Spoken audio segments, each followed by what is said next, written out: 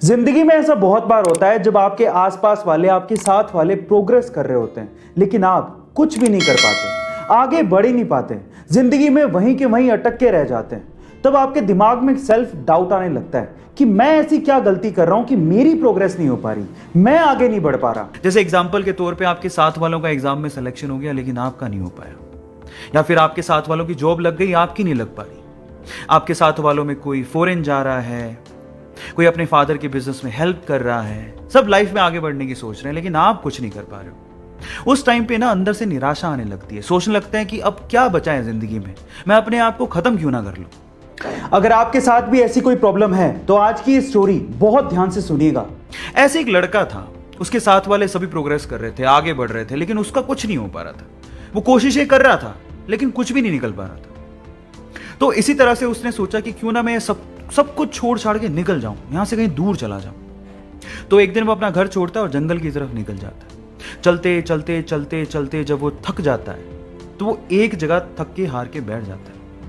तो वो अपने आप से बात करने लगता है। वो कहने लगता है कि हे भगवान, हे खुदा, मैंने ऐसे क्या गलती कर दी, मैं ऐसी क्या गलती कर रहा हूं कि मेरी प्रोग्रेस नहीं हो पा रही, मैं आगे नहीं बढ़ पा रहा हूं, रीजन क्या है, मुझे कारण बताओ, नहीं तो मैं ऐसा सोच रहा हूं कि मैं अपने आप को खत्म क्यों ना कर लूं, मैं निराश होते जा रहा हूं, मुझे बताओ। पता है, जब अंतिम क्षण होते हैं ना तो अंदर से आवाज आती है, जवाब आते हैं, बस सुनने वाला चाहिए कोई। तो उसके अंदर से भी आवाज आई, और मेरा ऐसा मानना है कि ऐसे क्षणों में जब अंदर से आवाज आती है ना तो वो मैसेज, वो संदेश ऊपर वाले का होता है।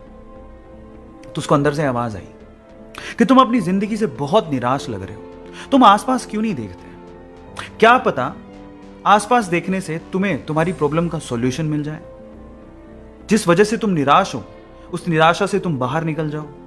तो वो आसपास देखता है, इधर उधर देखने से इस तरफ उसे एक झाड़ी नजर आती है, एक लंबी चौड़ी ऊंची झाड़ी, हरी भरी। और जब वो इस तरफ देखता है तो एक छोटा सा बीज धरती की छाती फाड़ के बस अंकुरित हो रहा होता है।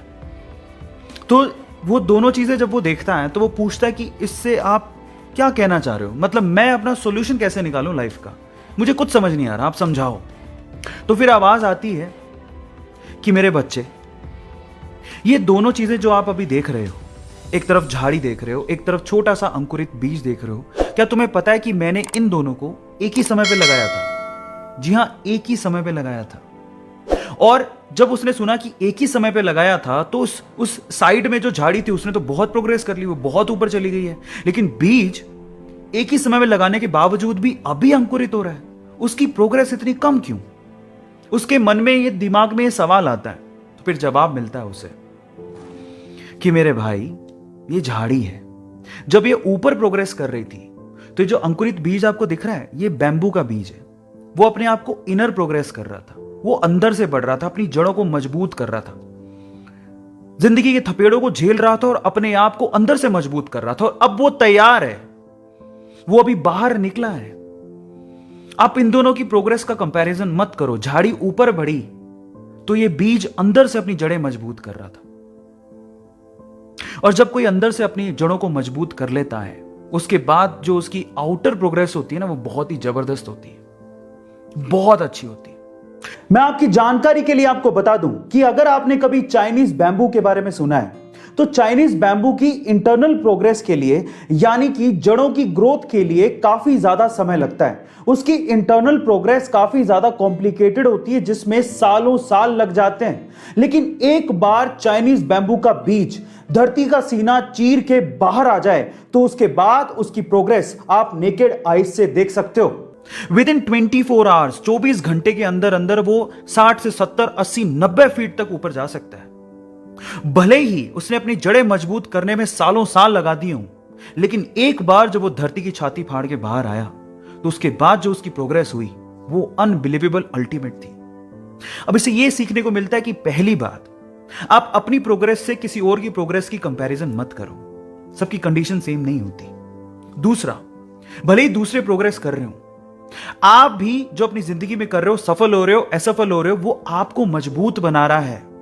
क्या पता ऊपर वाले ने आपके लिए बहुत अच्छा रखा हो, बहुत अच्छा रखा हो, लेकिन सिर्फ आपको मजबूत बनाने के लिए, आपको सक्षम बनाने के लिए, आपकी प्रोग्रेस के लिए वो आपकी परीक्षा ले रहा हो, लेकिन एक दिन वो वक्त आएगा जब आप पूरी तरह से तैयार होगे, तो आपको वो उस लेवल की प्रोग्रेस देगा जब आसपास के लोग आपको देखते रह जाएंगे। तो मैं इतना ही कहना चाहता हूं कि निराश मत हो जिंदगी में। कुछ नहीं मिल पा रहा है तो धैर्य रखो, आगे बढ़ते रहो, धीरे धीरे ही सही। एक दिन ऐसा आएगा जब आप धैर्य रखोगे और हार नहीं मानोगे, तो उस दिन ऊपर वाला भी आपके लिए किस्मत के सारे दरवाजे खोल देगा। इसीलिए वो कहते हैं ना कि किस्मत भी उसी का साथ देती है जो बहादुर होते हैं, डटे रहते हैं और कभी हार नहीं मानते। So do not quit.